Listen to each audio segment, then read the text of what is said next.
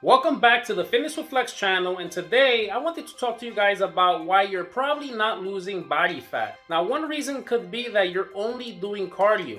Now, it's not bad that you're doing cardio. Cardio is good. It's going to help you burn some extra calories, but doing cardio alone is not going to be sufficient for you to burn a lot of body fat. The thing is, while you're doing cardio, you're burning calories, but once you stop, you're not really going to burn that much calories after that. Now, I'm talking about like steady pace cardio, just like walking or jogging, a light jog, maybe the elliptical. Eventually, things will plateau very fast for you. Now, if you do weight training, not only will you be burning calories as you're doing the weight training, but you'll be burning calories for hours and hours after that. When you're weight training, you need to recover. Things are being broken down. You need to repair. So this whole process will help you continue burning more calories past the point of when you stop working out. Now, if you do weight training and cardio together, now you'll see some magic happening. Guys, comment down below. Let me know what you guys think about this tip. Let me know if you're only doing cardio. Let me know if you're also doing weight training and what type of exercises you're doing. I hope that this tip was able to help, and stay tuned for the next episode.